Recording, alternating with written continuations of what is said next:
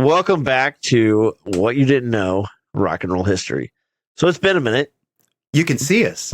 Yeah, you can see us. Hi. So the last thing we left off with was the Beatles. Les Beatles. And we're sticking with the British invasion. Indeed.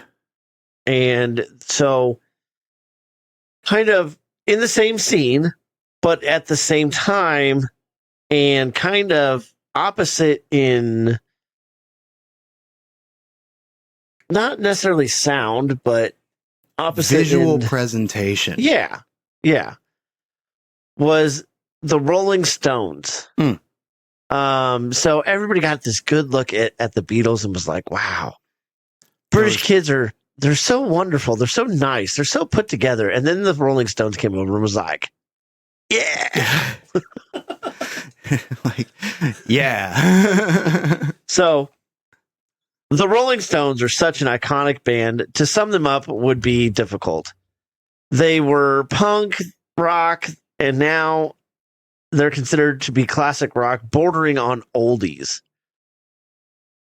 With a career spanning over 6 decades, multiple member changes, and 31 albums, this band has definitely earned the title as one of the most influential bands of all time. Agreed. You know, I tend to say this in the majority of our episodes, but like, I feel like I might be judging our audience here just a little bit, that anybody who's listening to this podcast, like, you know who the Rolling Stones are. Oh, absolutely. You know, they've been, like you said, definitely one of the most iconic.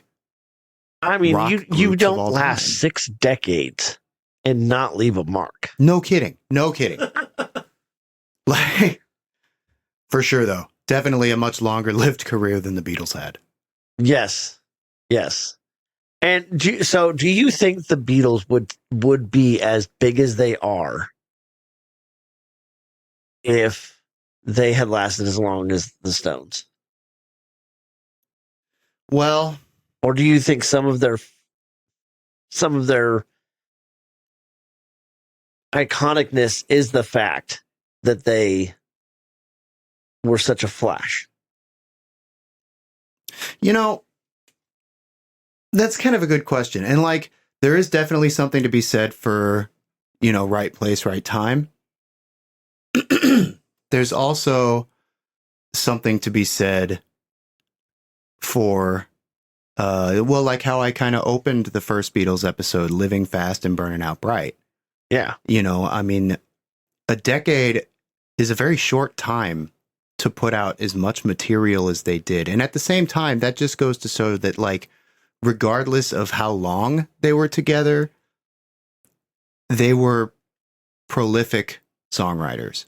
Oh, absolutely. You know, I mean, and there's no getting around that. Nobody can deny that. And the Rolling Stones are a very similar sense. I mean, they didn't write as much material as Quick, but they wrote, you know, quality material. Yeah. So was the Beatles' career, or I guess the Beatles' legacy, to be more in line with their songwriting capabilities or more in line with the fact that they did so much so fast? I think the two are almost one and the same. Okay. You know, the ability to write such great material so quickly. Yeah. I was just thinking, I was just like, if the Stones had, or not the Stones, if the Beatles had lasted as long as the Stones had, would they still be considered such an iconic icon? Yeah. I don't know. That's hard to say. Because they definitely had a lot of great music. They did. But I would say that a lot of their music was sensationalized. It's kind of like Nirvana. Right. Yeah. Nirvana their didn't biggest get after big Cobain died. After he died. And, yeah. and I mean, him dying kind of brought them to light to a much broader audience. Yeah. And like I was just saying, the Nirvana was big before Cobain died. And in his notes and journals, there's potentially the fact that Nirvana was big might have been the reason that he wanted to be done. But they definitely got much bigger after the story of his death. More iconic. Was publicized. Yeah, more iconic, yes. For sure. For sure. Because I had this discussion the other day. I mentioned Foo Fighters, and somebody said, "Who's that?" And I said, "You know who Nirvana is?" "Oh yeah, I know who Nirvana is." Yep. I guess I love the meme. There's a picture of Dave Grohl when he was in Nirvana next to a picture of him now, and they're like, "Wow, almost looks like the same person." I wonder why. But that's like people are like, "Oh, Dwayne Johnson looks just like The Rock." Yeah, I mean, it's like Superman and Clark Kent. Right. You'll never see them in the same room together. Right. Big brain energy right there. Dude, speaking of Dave Grohl memes, there's the one of him like in a kitchen or something, and it says, "I've got another confection to bake." I love it. It sticks in my mind. It's one of my favorite memes of all time. Sorry, continue with the Rolling Stones. So we're going to dive into the Rolling Stones now. Deeply. And the story of the Rolling Stones starts with Chuck Berry, actually. Mm-hmm. And I wonder where we've heard that name. I don't know, man. I think we've mentioned keeps popping up. Over and over and over. It's crazy. I'm telling you, I will connect Chuck Berry to Slipknot. But we're not going to end Slipknot. I'm telling you, I will make a connection to those two. It's a very long connection. It is. We're in this for the long haul. It is. We are. If I had somebody message or comment or something and was like, "Hey, I have your connection from Chuck Berry to Slipknot." And I'm like, if I wanted to make one episode about this, I would have done one episode about this. Yeah, right. I'm making a series. Yeah. Okay. We're that's why we're going through each band. Yeah. Not just naming bands. Okay. Right. All right. Thank you. Rant over. Yeah, rant finished. But the Rolling Stones starts with Chuck Berry. Keith Richards was just a teen when he was holding a Chuck Berry album, thinking to himself, he's probably the only Berry fan for miles, when walks up Mick Jagger. So I didn't mention this in my notes, but let me clarify. I know British Invasion, but he thought he might be the only Berry fan for miles because they were in England. Indeed. So to him, this is American rock and roll. Are there a lot of people around me that are listening to American rock and roll? Right, because at this time, I mean, the I don't know what they would have called it, the Ministry of Music, perhaps, is like they're trying to, what's the word, throttle? Yes. Rock and roll. They were trying to keep rock and roll out of England. Right. They were afraid that it would spread, and then teenagers would want to make rock music. And malcontent with the system, I guess. Which, I mean, any monarchy can pretty much do that on its own. But, the monarchy didn't have much power anymore at this point. But still, it's not the point. So that is why he's like, oh, I think I might be the only Berry fan for miles. Right. So up walks Mick Jagger. Okay. Good old Mickey boy. The pair knew each other from their primary school days, but lost touch until that fateful day. Bum, bum, bum. In 1961, Jagger told Richards that him and some friends all had Chuck Berry albums, as well as other American R&B artists. And the rest is history. No. No, well, I mean, it turns out that like rock and roll started with American musicians, right? So like I mean, the only reason that rock and roll became a thing in England is because of American rock and roll. So this is like the beginnings of the spread of American mainstream music, I guess. I mean, it's not like the beginning because blues had made its way over and, right, you know, a couple of other things. But as far as like long lasting musical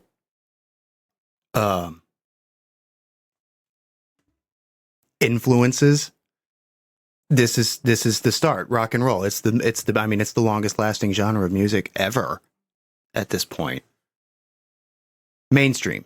Yes, mainstream. Because like you still got contemporary classical composers and things like that, but that's totally different. Well, yeah, I mean, even to this day, we still have other older genres of music.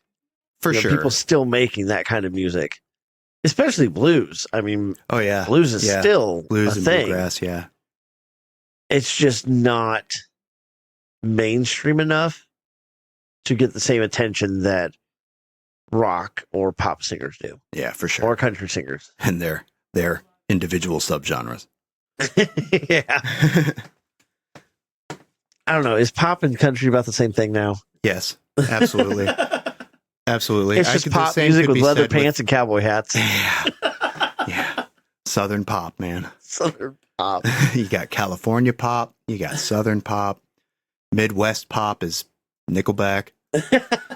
You know. And everybody just loves to hate on Nickelback. For sure. I love to hate on Nickelback, but I also love to listen to some Nickelback. Yeah. Their older stuff. I mean, they're so hated because they're so popular, but they're so popular for a fucking reason. All right? I'm just throwing that out there. And the fact that their music it's good. Like, yeah, that's what I'm saying. Like, and so like they're hated because they're good because all their songs sound the same. They found a formula. A lot of artists, all their stuff sounds the same. I mean, facts. That's their niche, and they stuck to it. Yeah, and it works. Still. Yeah. Foo Fighters do the same thing. I mean, Dave Grohl's got a formula for songwriting, and he fucking sticks to it. Every fucking Foo Fighters song if it works, why change it? Most of the time. I mean, if it stops working, then you stop doing it. Right. You know. But no, I mean, if your formula works, then keep plugging the numbers in. Yeah.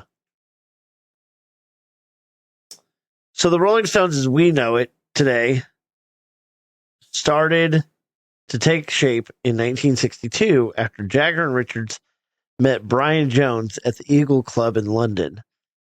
The guitarist was playing as part of an outfit called Blues Incorporated. What a name. Blues Incorporated. Was that just like a ripoff of Mystery Incorporated? No, this would have been before that. Scooby-Doo didn't air until 1969. Oh, really? Yeah. Oh. Maybe they ripped off Blues Incorporated. Maybe they did. Damn you, Hanna-Barbera.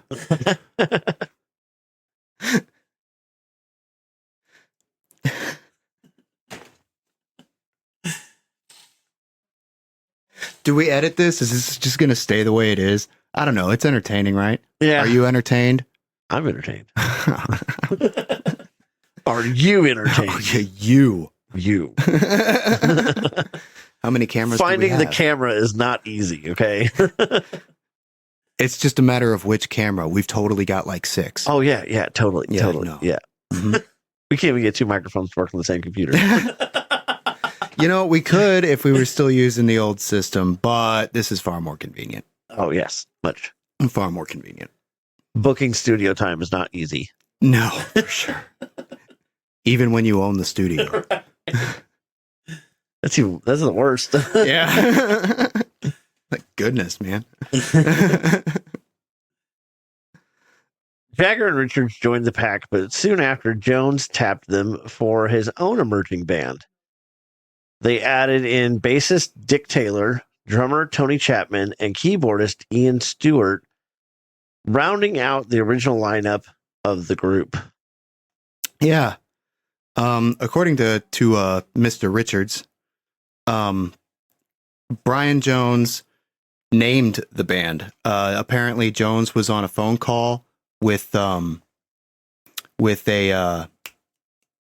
journalist from, what was it, Jazz Weekly, and oh my God, don't touch the mic. Hold on, I just rung this thing's bell. The whole thing is just vibrating. Give me a second. I'm keeping that in. Jesus. No, apparently Jones was on a phone interview with a journalist from Jazz News, not Jazz Weekly, Jazz News. This guy needed a band name to make some kind of an advertisement for a show that they were supposed to be doing. And while Brian Jones is on the phone with this guy, he looks down at the floor and sees, of all things, a Muddy Waters LP. Right? And we've talked about them. Yeah, we've mentioned Muddy Waters once or twice. We didn't do a deep dive on him. No, but we've talked about him for sure. Well, one of the songs on this LP was called Rollin' Stone. And I guess he just kind of saw that sitting on the floor, and that was the first thing that came out of his mouth in this interview with this journalist. And boom, we have the Rolling Stones. If you're trying to promote yourself, you kind of need to have a name. Yeah, that's a fact. That's a fact. We are Brian Jones, Richard, Mick Jagger. The Jones, Richard McJagger Jones. Yeah. Start listing off everybody in the band's name. Yeah, for sure. It's just a combination of all of our last names, really. That's who we are. There we go. We are us. So they played their first show billed as the Rollin' Stones without a G on the 12th of July in 1962 at the Marquee Club in London. At this point, the lineup was slide guitarist Brian Jones himself. Lead guitarist was Keith Richards. Ian Stewart was the keyboardist. Dick Taylor on the bass. And Tony Chapman on drums. And, of course, Mick Jagger singing, right? So shortly after that gig is when they added the G to the end of the Rollin' Stones. And it became the Rolling Stones as we know it now. And later, in early December of 1962, Bill Wyman auditioned for the role of bass guitarist while at a pub in Chelsea and was subsequently hired as a successor to Dick Taylor. The band were impressed by his instrument and amplifiers, including the Vox AC30, which, like for any of my fellow guitar geeks out there, that's a pretty classic amp. I mean, obviously it's classic. We're talking about 1962 here. So like it's close to the beginning of guitar amplification. Yeah, it's going to be a little older. Yeah. So you said it's a classic amp. So at the time, was that like a top of the line? Top of the line. I mean, definitely good. Definitely good quality. It's always been good quality. I wouldn't necessarily say, well, yeah, it was probably high end amplification in 1962. Yeah. All right. That's for those of us that don't know what he's talking about. Those who know, know. Tell us more. The classic lineup of the Rolling Stones with Charlie Watts on the drums instead of Tony Chapman played for the first time in public on January 12th of 1963 at the Ealing Jazz Club. However, it was not until a gig there on February 2nd of the same year that Watts would become the Stones' permanent drummer. Oh. Not long after this, the band began their first tour in the UK performing Chicago blues, including songs by Chuck Berry and Bo Diddley. By 1963, they were really getting into the swing of things musically and quickly gaining popularity. In fact, the Stones beat out the Beatles for the #1 United Kingdom band in 2 surveys. 2. Not 1, 2. but 2. Like, to be in a position that you're outweighing the Beatles in their own home country. I mean, it's their home country too. Well, I mean, I know, but you know, when I feel like when you think about the Beatles, I feel like the Beatles might have been bigger in the U.S. than they were in England. Oh, yeah, for sure. Well, and that's to say, like, the same thing happens with American music too, right? Like, oh yeah, you don't usually get huge in the United States without having built a following in Europe. You know, in Britain, England, Germany, France. Yeah. You know, like, typically bands don't really break out into the mainstream in the US until they've already traveled to Europe and gotten a fan base there. And then everybody in the United States is like, ooh, they're coming back from a world tour. Maybe we should listen to them. You know, really, so they were just like, we've got to go overseas if we want to spread our music. Yeah, basically, you know, and like, I mean, we've talked about this before, that America's the United States of America's longest lasting export is entertainment. Straight up, you know, I mean, we've got Hollywood, we got LA, we got the music, and we got the movies. They make movies all over now. Like, that's not even just in California anymore. I mean, no, for sure. But like, when you think of, you know, the movie industry as a whole, oh yeah, you think of Hollywood. Actually, fun fact. So I learned this the other day on social media. Friends was not filmed in New York. No, it was filmed in California. Mm-hmm. Now, here's the interesting part. Joey could not have been on Days of Our Lives because Days of Our Lives was filmed in California. But Friends was set in New York. So unless Joey's flying from New York to California and back every day, you know, there's an error, continuity error. I mean, I guess that could happen. You know, there's bigwigs that fly all over the place every day. Yeah, but Joey was like broke half the time. Yeah, in Friends. Everybody's got an alter ego, man. Yeah, that's true. You know, he spent all his money on plane Clark tickets. Kent and Superman. I'm just saying. He spent all his money on plane tickets. Yeah, for sure. He's built up those frequent flyer. But no, I learned that. But the reason they wrote it into the script that he was on Days of Our Lives was because Days of Our Lives was filming lot was around the corner. Right. Yeah. Fair enough. So in real life, he could run back and forth. Right. But in the world of Friends, that wasn't possible. That was not a thing. Yeah, for sure. Anyway, good little tidbits. There's your soap opera / sitcom knowledge for the day. I'm full of useless knowledge. Fuck yeah. All right. So in February 1963, their acting manager at the time, not an acting manager. I know it's confusing. We were just talking about sitcoms and soap operas. Right. Giorgio Gomelski managed to secure a Sunday afternoon residency at the Crawdaddy Club in Richmond, London. Crawdaddy. Shortly thereafter, in May, the band hired Andrew Oldham as their manager. Oldham had been directed to the Stones by his previous clients, the Beatles.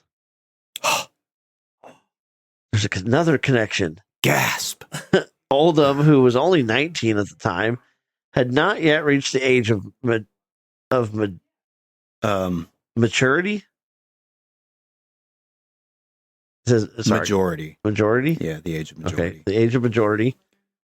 He was also younger than anyone in the band. As such, he was unable to obtain an agent's license or sign any contracts without his mother co-signing. He was How's not that? legally old enough to sign his own contracts for his own bands. Including the Beatles. His mom had to co-sign all of his contracts. Although, I feel like that might be also an advantage if she kind of like double-checked his work. From a legal standpoint? No, not an advantage from a legal standpoint, but like an advantage of like if she like read over the stuff too that she was putting her name on. That had, and it was like, from that like little extra seed of wisdom. Yeah. Yeah. Yeah, that's fair. Or, maybe she was just blindly following and just going, sure. Yeah, well, yeah, I guess. Who knows? Could be. But it's just funny that he had to have his mother check his homework. Yeah. Yeah, it's humorous. By necessity, he joined with booking agent Eric Easton to secure record financing and assistance booking venues. Gomelski, who had no written agreement with the band, was not consulted. Fuck him. So this is Gomelski that wasn't consulted. Basically, they signed a contract with a new manager without telling the old manager who was only acting as a manager. Right. So he was not under contract. No, he was just kind of helping out, I guess. Maybe he was hoping for a permanent manager position. It could have been. And that's why they didn't tell him. Fair enough. I mean, otherwise, why wouldn't you tell? Because then he could double check. Yeah. That's valid. So if I'm managing a band and I am like, hey, I cannot bring you guys to the next level, but this agency can. Mm-hmm. I would happily broker a deal for that. Read it over. Be like, hey, this is better than what I can offer you. For sure. Sign this. For sure. And definitely if your interests are aligned with the best interests of the band you're trying to represent, as opposed to the interests of yourself as an entrepreneur. Right. And you're not looking at it like, ooh, they're going to give me $50,000 if I fuck them over. Right. That's believing in an artist. Right. So, I mean, if the band trusts you and you're trying to help them move up and you can't give them that step up, then you want to give them the opportunity to have a relationship with someone who can. Right. And if you can help broker that, I mean, then that might lead to more opportunities for you. Right. Because they could recommend you to some of these bands that aren't even up to that level. Right. You can be that they need your help level management, moving from where they are to where they could be. Right. Yeah. Yeah. I mean, every young, not necessarily in age, but in band age, needs a lower level management to some degree, whether they manage themselves or they find somebody who can manage them. Yeah. You're not gonna, if you just got out of the garage and started booking gigs in your local scene, you're not gonna be able to afford an LA fucking management. Not an LA management. So here's my question.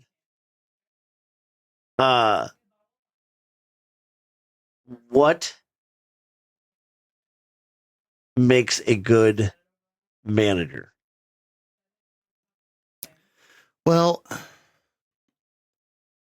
a few things. I mean, a manager wears several hats. So you're managing finances, you're managing booking, you're managing where the hell your musicians are at any given point in time. You're kind of like, depending on the level of management that you have, which, as I was kind of saying like the difference between local management and like national management. If you're assigned a manager by a big, multi-million, billion, whatever international conglomerate of a fucking record label, then your manager is basically your life coach. Right. Like they are keeping tabs on everything you do because you are a brand. You're a product. You're a product, and that product is the only thing that your label cares about. Yeah. Ultimately, they want absolutely. their money, and that's it. They want their money. So if they're assigning you a manager, that manager is there to make sure that you're not doing anything that's going to. Also, quick, just besmirch their name. Right. So the difference between a local manager and an assigned manager. The local manager works for you. An assigned manager works for the record label to babysit you. Yes. Yes, precisely. So if you get assigned a manager, that is not your best friend. Not necessarily. I mean, there are managers in history that have really been genuinely in it for the music. Yes. That's on a personal level. But if you're assigned someone because you can't behave, that's okay. Yeah, that person's there to make you behave. Yeah. That means you're about to get dropped. Yeah, potentially, it means you better fucking stick to your P's and Q's and get your shit done. Yeah. So anyways. Yeah. This is scripted. Even the rants. Right. No, not really. Not the rants. Everything else, though. Oldham tried to apply the strategy that Brian Epstein, then manager of the Beatles, was using and have the Rolling Stones wear suits. Yes, the Beatles wore suits. Yeah. And it made them look much more presentable. Yeah. That's how the public could deal with their mop heads. Yes. It wasn't long before Oldham changed his mind and imagined a band that contrasted with the Beatles. So the new manager comes in and he's like, hey, I'm going to dress you guys up just like the Beatles. And they probably would, Yeah. So he's like, I'm going to dress you guys up just like the Beatles. That's what they do. That's what we're going to do. All right, cool, whatever. Then he's like, wait, what about instead of being just like them, we make you the opposite of them? And it worked. Yeah, absolutely. And even their music, while being in the same sort of family, is almost opposite because as far it's as much louder and it's more bombastic.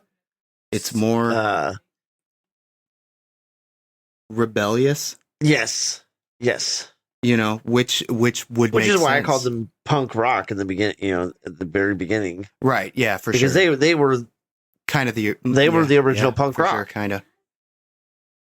And there's a lot of people that'll disagree with that, but I mean, surf music was rebel rock, right? And even that was not rebellious sounding to today's standards. No, for sure. But each generation of music that comes out, especially the older generation is like, that's noise. that's noise, that is. Ridiculous. Nobody likes the next generation's music. No, for sure. Well, I don't know, man. Some of the shit coming out these days. Oh, I know. I still follow a lot of new bands and stuff, but we're also music fans. Truth. We're not. I believe there's a difference between being a fan of music and being a fan of a band. Truth. Truth. Being a fan of music, you're a fan of just all music. Yeah, pretty much everything. It doesn't matter. No. But when you're a fan of Sammy Hagar, you only listen to Sammy Hagar and the like. Yeah. Hair metal. Fuck yeah. That's all you listen to. Dude, I was like nothing but Motley Crue for years. I mean, and I don't know how I feel about that now. I always wanted the emo hair. I had the emo hair for a minute. That was a mistake. My family did not allow me to grow my hair out. Oh yeah, see, my until he shaved it off, like my earliest memories of my dad, his hair was like halfway down his back. You know, I'm pretty sure it was long the first time I met him. Yeah, it's longer now. It has been since he retired, basically. Like then he cut it off again because it was cut off the last time he came home. Oh, the last time I saw him, it was. Oh yeah, short. It is shorter now. Yeah, you're right. So yeah, my dad had long hair, and then it was short, and then it was long, and now it's short again. I've had long hair since like my sophomore year. I just recently was like, I'm not getting another haircut until the end of winter. Until the end of winter. We're talking what, like March? Yeah. You'll see the progression of his hair growth. We'll have to show it off every episode. Show it off right now. All right. Y'all are going to be amazed at the transformation normally my hair in the next couple of months. Very short. All right. Like almost buzzed. Almost buzz cut. Look at that mop. Look at that. It's almost on the forehead. Himself. It's on the forehead. You know. There's bangs. It's banging, man. We'll do a checkup next time. So anyway, this guy's he starts out trying to put him in suits like the Beatles, right? And like I was saying, like you were kind of saying, this is almost could be considered like Frontlines punk, almost. It's very bluesy, but it's definitely a lot more rebellious than the Beatles. So trying to put them in suits ended up just not making sense. Well, and so he comes up with, this is the look he comes up with. Unmatched clothing. Mm-hmm. Okay, so like a red shirt with blue jeans. Yeah. Long hair. Like, yes, grow the hair out. But not brushed down. Yeah. Shaggedy. Or combed or anything. It was like put some hairspray on it and just yeah. There you go. Yeah. There's your hair. Get it real wet and throw it under a hairdryer. There you go. And an unclean appearance. So, yeah, like I said, like just messing up the hair and, look like you haven't shaved in 3 days. And, right. Not like unwashed. Right. But just unmanicured. Yes. You know. And then for the music, he's like, I want raunchy, gamey, unpredictable bunch of undesirables. So act like freaking hoodlums when you go out there. Yeah. If you did that today, you would be like escorted out of the building. Acting like hoodlums? I mean, going up there and just acting a fool. Yeah. You know, I mean, I don't know. There's a lot of acts that are a little wild. Still. Guar. Guar is very theatrical, though. That's yes. A little different. So his first act as manager is to remove Ian Stewart as their acting keyboardist on their lineup. Now, he was removed from quote unquote the band, but he stays on as the Rolling Stones road manager, right? So we've got Oldham is the manager while they are at their home base. So Oldham gets to stay home and work from an office. Basically. And Stewart is his with the band on the road. Hey, you report back to me if you have he's the assistant manager.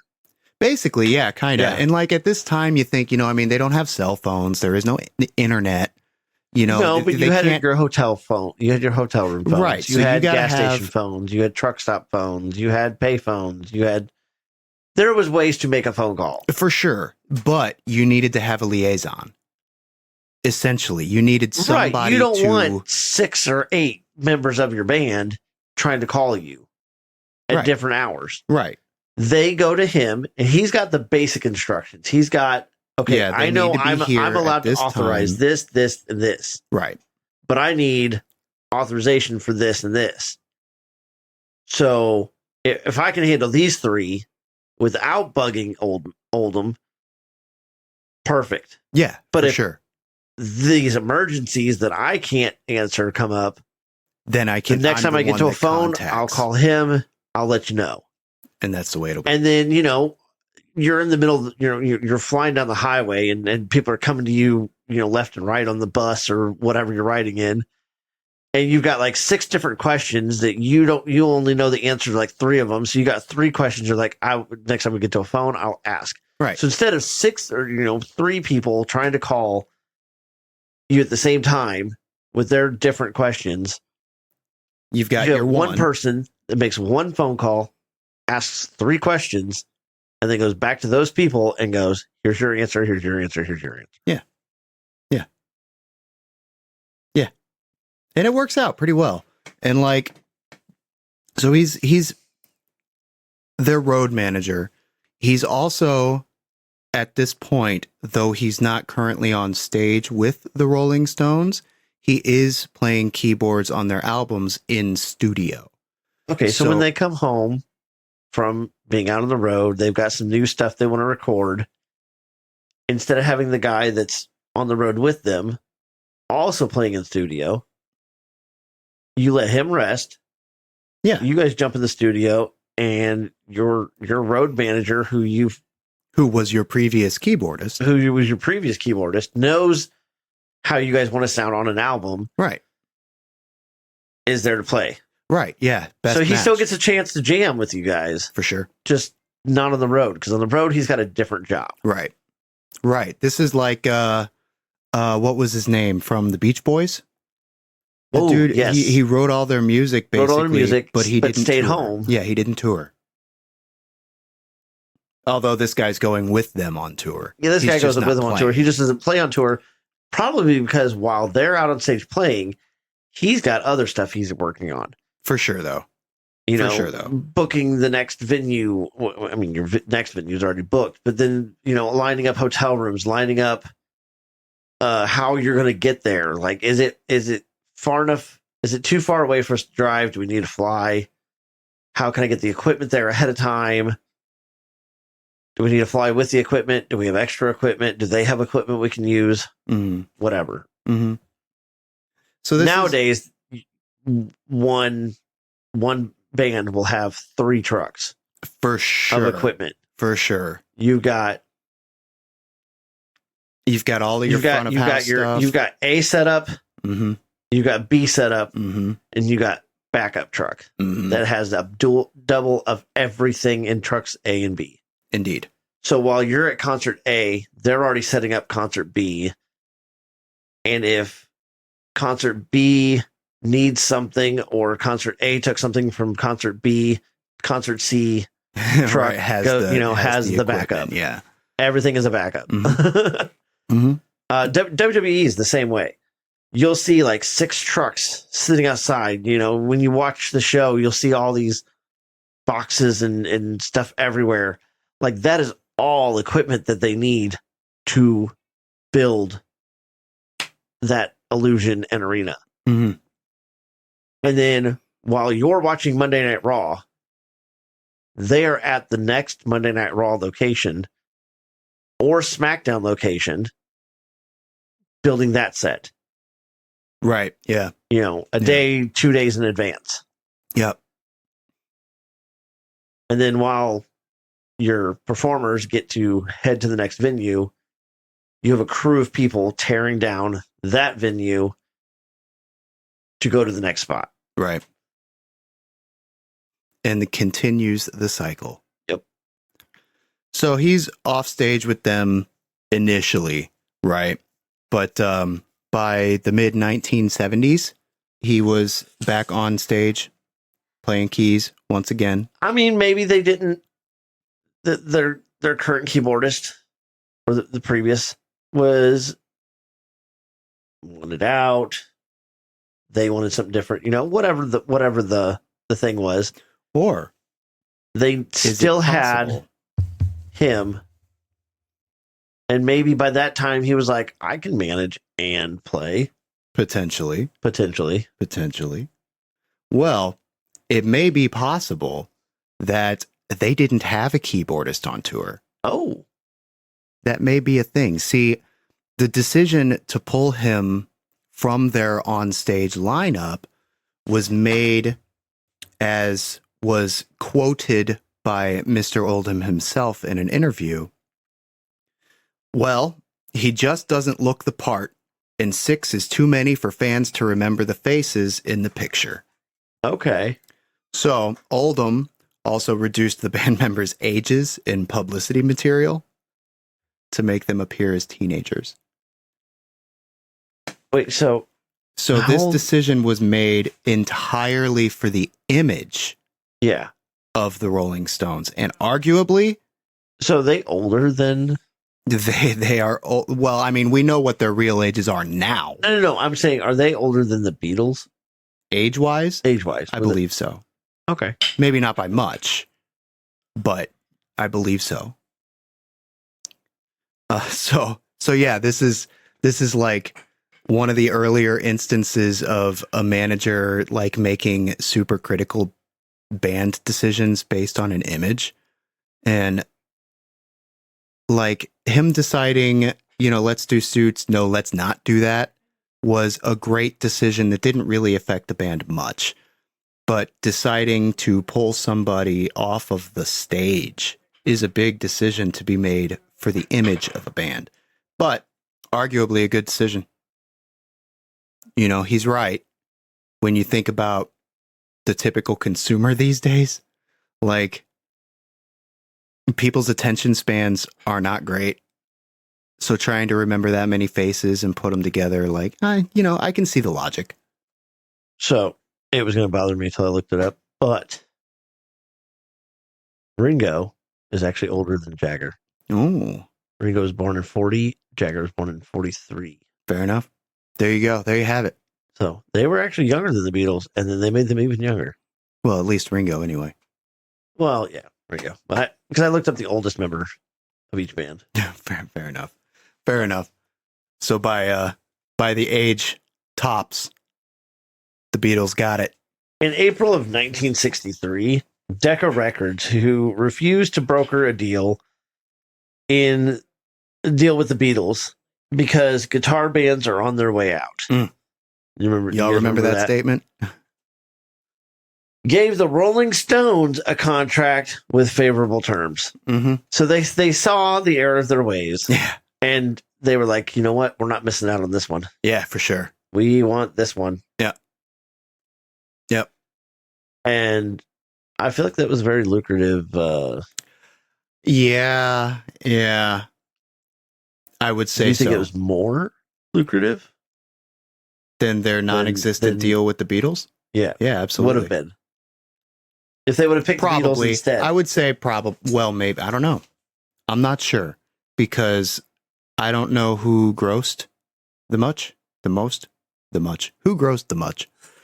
I don't know. It's kind of hard to say. Like, they both obviously would have been very profitable for sure. The Beatles, I think, would have had more risk involved because they were kind of the beginning of it. So yeah, they were the first go around, right? I don't think they would have had as good of a contract. I don't think they would have gotten as good of a contract. I think the reason the Stones got such a sweet contract is because they passed on the Beatles. I think you're absolutely right. I think you're absolutely right about that. 100%. So Beatles probably would have got screwed. Probably. Just like everybody else at the time. I mean, I'm just saying that they would have lowballed the Beatles and been like, oh, absolutely. All right, we'll sign you, but we're not sure your genre is going to stick around. Mm-hmm. So, not to mention, like I said, at this time, they don't want this genre to stick around. Right. So we'll sign you, but we're not really gonna invest cater too to much in you. Yeah, that's probably how. And I know another band that happened to. Like, they got the record label, they got the dream, and then the record label buried them. Yeah, did not push them, did not promote them, did not help them in any way, and now they're independent and doing great, but almost killed the band. And it happens, man. It happens. Like, financially, if a record label doesn't, well, I don't know. I mean, if the label's actively not investing in you, is your debt still as immense as it would be if they are? Like if you get this label position, right? And they actively decide that they're not going to do anything for you. Like, when a label pushes you hard, it's not free money. It's a loan. Right. That has to be paid back. Right. So if they're not putting any money into you, I mean, maybe they got out of the financial ruin? I'm not sure if they were able to get out of the contract, and that's kind of what saved them. Because I think if they would have let the label bury them completely, they wouldn't be able to use the band name at all anymore. I suppose that's fair. I guess depending on the terms of the contract. Yeah. Because if they own your name, then you've got to change. Yeah, then you've got to change everything. Yeah. You are no longer your own brand. Right. And if you used your real name, I mean... Can you copyright somebody's actual name? Like, given birth name? Yes. So a quick WWE story. When John Cena signed with WWE, and officially got signed as a superstar, and they started pushing him to the top, he made sure that he owned his name. There's quite a few wrestlers that have done the same thing. Even if it's just a stage name. The Rock owns the name The Rock. Right. Hulk Hogan owned the name Hulk Hogan, even though his real name was Terry. But he could use Hulk no matter where he went. He went, because he did go to TNA for a while, which was a competitor, but was able to wrestle under the name Hulk because he had in a contract that he owned his name. That's why if you see some of your WWE wrestlers go from WWE to AEW, they have to change their names. But Goldust, Cody Rhodes, isn't even his real name, but he has in a contract that is his name. He is part of the Rhodes family. No relation, unfortunately, because that's not his real last name. But he had in a contract started by his father that they were to keep their names because they were actual brothers and actual father, son, and everything, that they got to keep their names. But yeah, so you can copyright someone's name, but it's very specific. For performance purposes. So, my name is Steven Rhodes. There is an artist named Steven Rhodes. He makes t-shirts a lot. I've had a lot of people ask me if I'm the same dude. That dude's from Australia, and I'm too fucking poor to be him.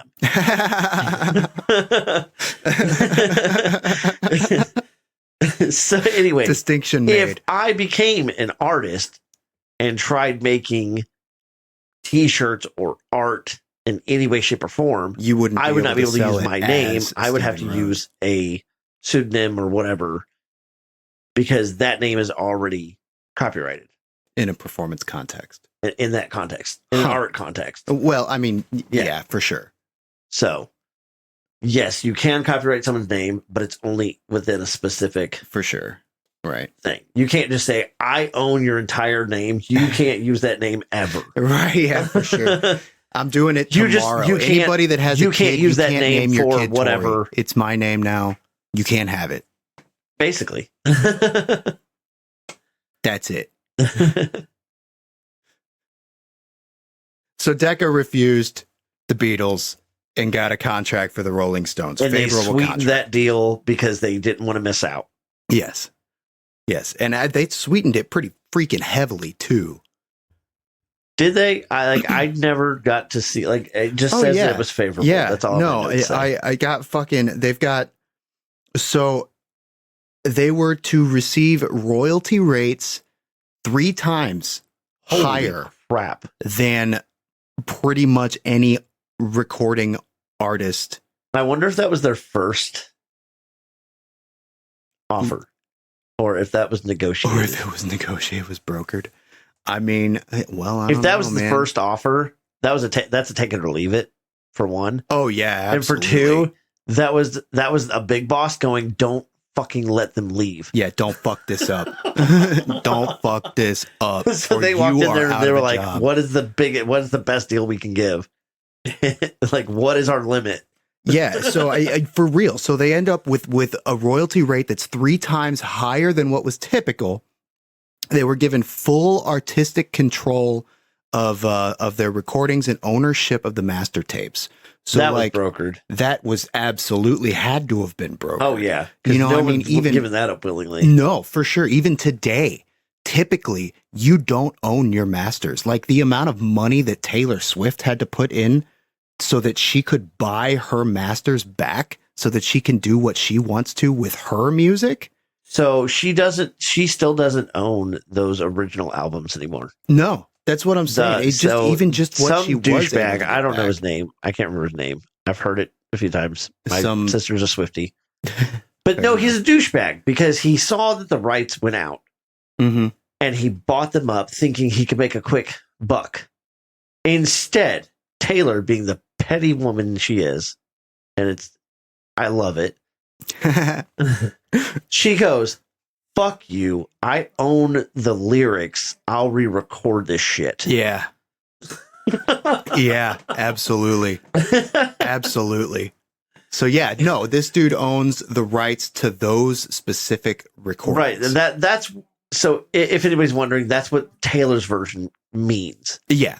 Yeah, for sure. You know, you see these older albums and you're like, well, what's Taylor's version? Is it like an unedited? No, it's not an unedited or a director's cut or whatever you think it might be. It's literally re-recorded. It's just re-recorded because somebody bought the original recordings. And a lot of stores won't even put that one out. Everything you see in Taylor Swift is Taylor's version or her new stuff that she needed to do that with. Right. So you don't even see. The only way you'll see the original recordings that the other guy owns is if you go on like Spotify or YouTube or something like that. Right.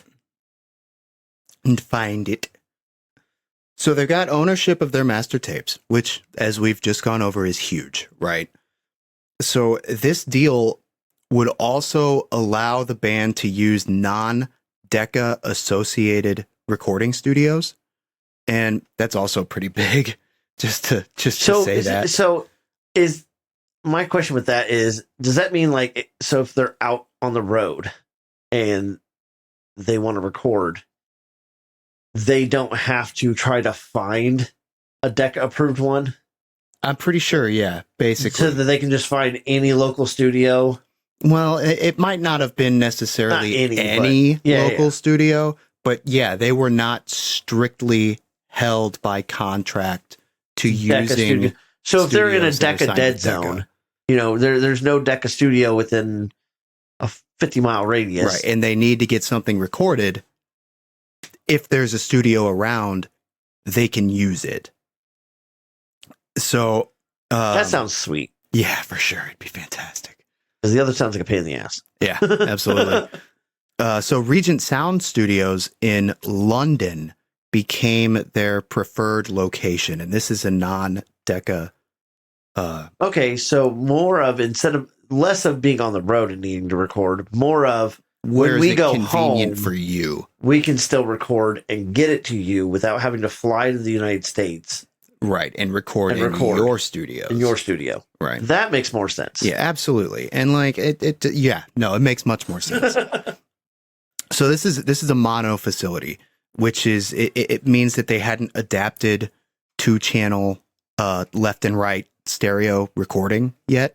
Okay. That just kind of goes to show how early we are in audio in general. That also goes to show you how fast things audio change. technology moved. Oh yeah. Because we're only in the 60s. And audio recordings at this point are 70 years old, maybe. Yeah. Like we're talking late 1800s, early 1800s, the first wax audio recordings were made. So, and in addition to this mono versus stereo setting, because stereo hadn't been widely accepted yet. Like we were just saying, we're talking only a few decades from the beginning of audio in general. Right. So stereo is still extremely new. And on top of that, and I find this hilarious with modern wisdom, this studio is equipped with those like paper, like brown paper foam egg crates. Okay. As audio, like as room dampening, as listen. treatment. I got a funny story. When I lived in my apartment and started High Life, I recorded from a utility closet with cardboard boxes pinned to the wall next to me. And I would just shift my body so that my voice went towards the cardboard. Yeah. And I mean, definitely like speaking at cardboard is a lot better than speaking at drywall. Yes. For sure. Well, 100%. No, that apartment didn't have drywall. Oh, no. My side didn't have drywall. Like, it was neither plaster did ours. It was, and paneling that was painted. Yeah. No, the other apartment had drywall and had windowsills and everything. I had brick walls and plaster walls. There was no nailing anything to anything. You put a nail in the wall and it just bent. Yeah. Fuck your nail. Iron my ass. But no, just the simple fact, this is we're talking about a professional recording studio. Right. That's using paper egg crates as room treatment. And the reason that I find this hilarious is because that is the most ridiculous fire hazard. Oh, I'm sure. Like, not to mention, it doesn't really do much for treatment. I mean, it would stop reflections and high frequency stuff. And this is me being an audio nerd, but it's not going to do much. The wall in front of us is another tapestry, but two has sound absorption panels. Yeah, it's got some panels on it behind it. That plus these awesome microphones, makes this room much more manageable. Yeah. Yeah, because it is really very much just kind of a big drywall. I've got tapestry there, tapestry here, stuff hanging up everywhere. Yeah. And there's absorbent materials in the room too. But y'all don't need to see any of that. No, you don't need to see the rest of the room. But no, I find that hilarious. I do. So I went on last night. Went on a Limp Brewery tour of the basement. For sure.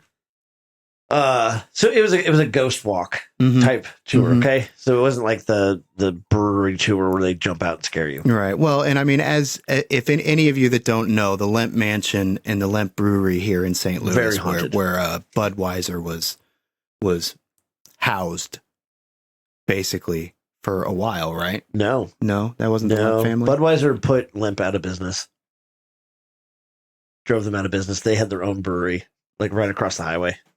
Well, where the highway got put in between them, between the mansion and the brewery. All right. Scratch that. There's a very long history to the Limp. Anyways, there's a lot of ghost tours in St. Louis for Limp. Yeah. But in the basement of the brewery, where you're still allowed to safely go, there is a section of the wall torn out to show you what they used for insulation back then. They used cork. Walls were made of cork. You want to talk about a fire hazard? No joke. No joke.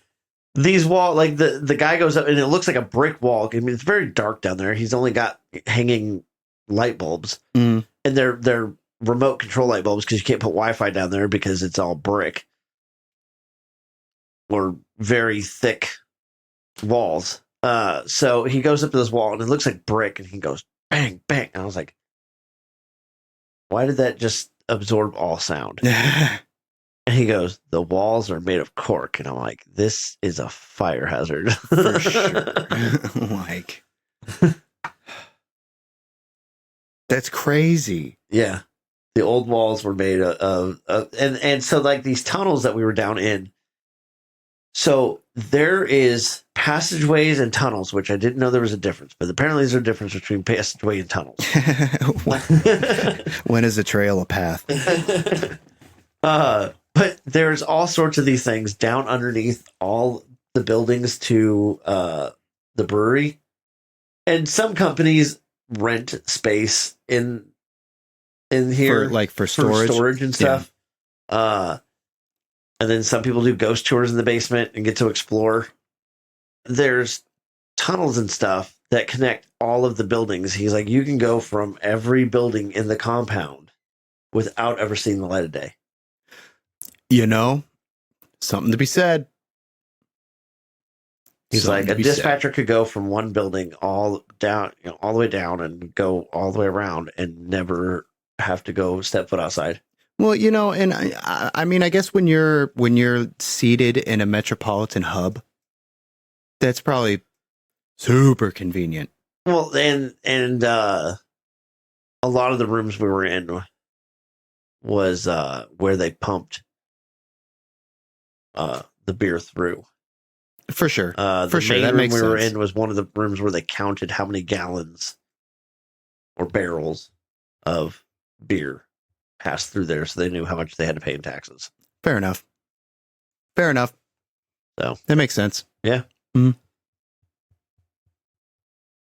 So, egg crates. Bad idea. Don't do it. Cork. Another bad idea. Don't do that either. So Oldham, who had no recording experience, but made himself the band's producer, claimed that Regent had a sound that leaked instrument to instrument the right way. And as an audio engineer, for sure, there's something to be said for crosstalk, especially if you're trying to record a band live off the floor. It's a different sound. It's a different energy. So try to explain that. So we're talking about mic bleed, basically. Okay. The guitar amp is in the drum mics. The bass is in the keyboard mics as well, and also to remember that Regent Sound, as I was just saying, is a mono facility. Mm-hmm. So everything's coming down the center channel anyway. Everything's coming down one path, right, as opposed to left and right. Right. So the fact that there is so much bleed in the mics from a stereo standpoint still sounds cool if it's done right. But if it's done wrong, your microphones are out of phase, frequencies cancel each other out. It can be a big pain, which can happen in mono too. But so in mono, would that even matter? Yes, it does matter. Okay. It does still matter because your microphones can still cancel each other out, regardless of whether you're listening to it left and right, or if you're listening to it from one speaker, they can still cancel each other out. So you still have to do it right, which is why he's saying that this studio leaks instrument to instrument in a good way. Okay. So they've got all their setup in a way that everybody can basically have all of their equipment in the same room with all the mics in the same room and not be canceling each other out. All right. So, even though he's not a recording engineer, he's got decent ears.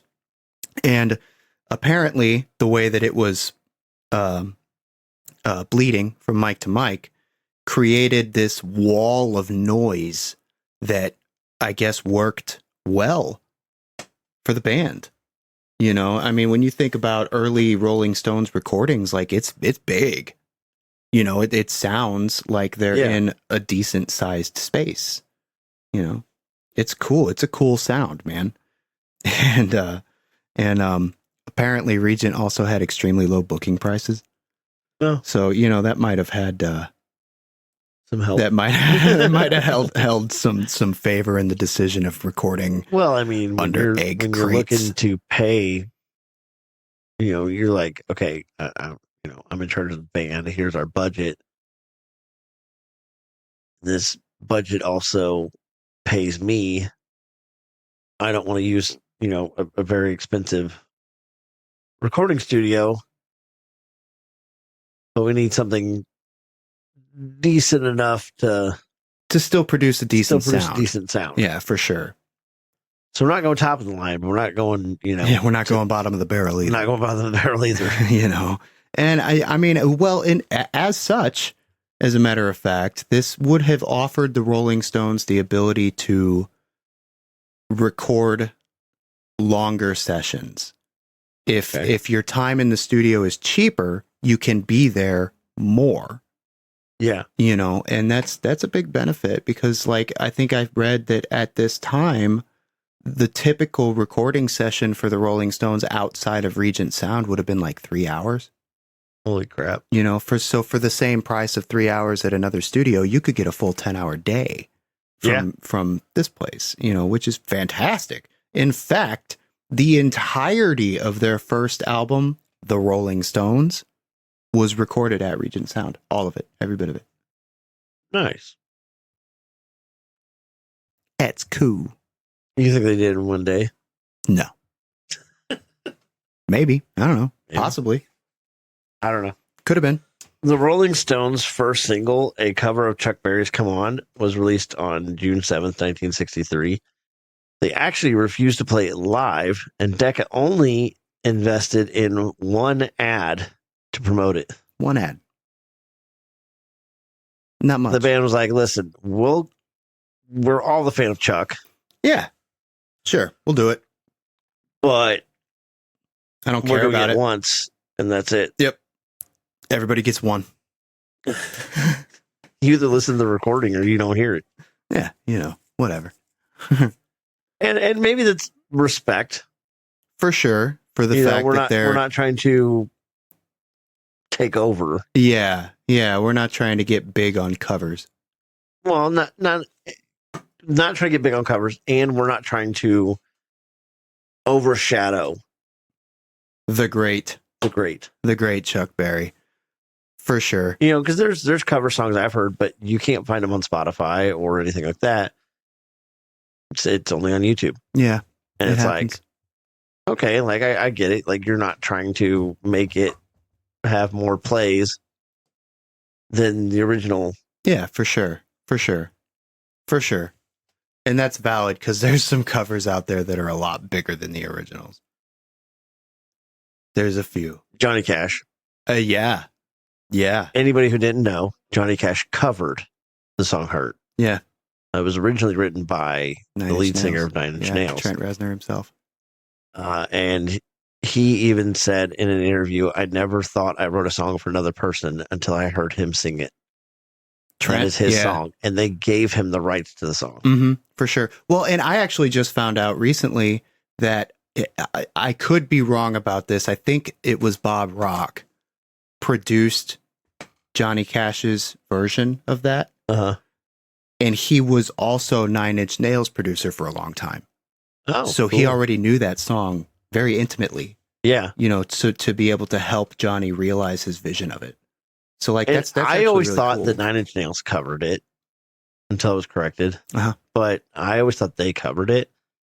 And I honestly love the Johnny version better. Yeah, absolutely. It's got more of that painful emotion in it. It's just the only thing that bothers me in the Nine Inch Nails version is it's too slow. Not that Johnny's isn't slow. No, Johnny's isn't slow. But it feels better. Yeah. It does. Not that it's not slow. Right. It is still slow. Right. But it's not as slow. It's like not as slow. It's a little. It's like he just picked it up by like a half. Yeah, maybe. And it's the vibe, the general vibe. That voice, that gruff. That was like the last thing he recorded, wasn't it? Probably. Not far from it. Yeah. I think it might have been one of the last things he recorded, at least. I wouldn't be surprised. So. Yeah. Yeah, it's kind of crazy. So they refused to do this cover. They did it once, and that was it. Mm-hmm. Oldham directed Rolling Stones fan club members would start buying copies of the single from record stores that were pulled by the charts, thus helping Come On rise to number 21 in the singles chart. So like UK. Decca's like, we're not going to promote this. The Rolling Stones are like, we're not going to play this. And Oldham's like, fuck you both. We're going to sell the shit out of this. And it ends up at number 21 on the UK charts. I'm going to tell the audience, only go to these certain stores that actually report charts. Right. Yes. Specifically. It's like, this man as a manager is a goddamn genius. And he's like winging it, wasn't he? Pretty much. I mean, I would assume. I don't know whether he was winging it or not. Maybe he was just born with a business brain. Maybe. Crazy, though. To get to number 21 with no promotional backing. Right. And no desire to play it. Like, I love it. Having a charting single gave the band new opportunities to play outside of London. The first of these gigs was at the Outlook Club in Middlesbrough alongside the Hollies on July 13th. Later in 1963, Andrew Oldham and booking agent Eric Easton were able to book the band's first big UK concert tour as a supporting act for American stars, Bo Diddley, Little Richard, and the Everly Brothers, two of which, maybe all three. I don't know if we've talked about Bo Diddley. Yeah, we mentioned Bo Diddley. I'm not sure if we've talked about the Everly Brothers. I remember mentioning the Everly Brothers. Then we've probably talked about all three of them. And these are guys that were getting big alongside Chuck Berry. Right. They were from Chuck Berry's time. Yeah. His 20 years before. Yeah. During this tour, the Stones recorded their second single, a Lennon and McCartney song, I Want to Be Your Man. It reached number 13 on the UK charts. The Beatles' own recording of that song is included on the album. Quote, the album is called With the Beatles from 1963. So they put both versions on that album. On the Beatles album? With the Beatles. They put the Beatles recording and the Stones recording. Fair enough. That's cool. On the 1st of January 1964, the Rolling Stones became the first band ever to play on BBC's Top of the Pops. The first band. The first to be on the Top of the Pops. So is it like a new show? Because I'm just saying, like, if you have a show called Top of the Pops, like... Well, I mean, if you think about pops, why would you already quote have... unquote, pops is just what's popular. Right. But I'm saying, like, so was it like a new show and they were like the pilot episode? Could have been. Because, like, if you have a show top of the Pops, like, why haven't you been inviting bands? Well, see, they don't want rock to be a thing. By this time, like, everybody just accepts rock and roll, right? See, but that might be the reason that they were the first band to be there. Well, maybe. Possibly. It is possible that it was a brand new show. I don't know. I didn't find that research. I didn't bother to research that. My apologies for not having an accurate answer to this. You weren't expecting that question. I speculate that it is possible that because rock and roll is becoming accepted, they have become the first band, quote unquote, band. Okay, yeah. To play Top of the Pops. Could also be a brand new show. I don't know. They could have had artists, but not bands. Right. Like Mr. Conway Twitty. On Top of the Pops, they performed I Want to Be Your Man. In January 1964. They released a self-titled EP, which became their number one record in the UK. Their third single, a cover of Buddy Holly's Not Fade Away, reflecting Bo Diddley's style, was released in February of 1964 and reached number 3. So all 3 of their first hits are covers. Yeah. All 3 of them. So doing that kind of like just make you a cover band at this point? You know, I mean, well, I'm just kidding, because Disturbed does a lot of covers, but they're still their own. Disturbed, yeah. Disturbed? On the point, they call them Disturbed. Oh. And I just picked that up. Yeah, all right, fair enough. Disturbed. I was like, is this somebody else? No, for sure. They do. Absolutely. They have a lot of covers, but they're reimagined. Yeah, it's more of a remake than a cover, which I guess this last one you were talking about was kind of that same way, because they took a Buddy Holly song and did it in more of a Bo Diddley style. So, you're kind of mixing influences on this. By June of 1964, the Rolling Stones beat out the Beatles for number 1 UK band and officially joined the British invasion. So we're going to leave it at that for now. Indeed. We'll call this part 1. Yes, we have much more to say. Yeah, we just realized how, much notes we have. And how long this is already. So we're going to call this part 1. Indeed. And we'll be back for part 2. For sure. Please stay tuned.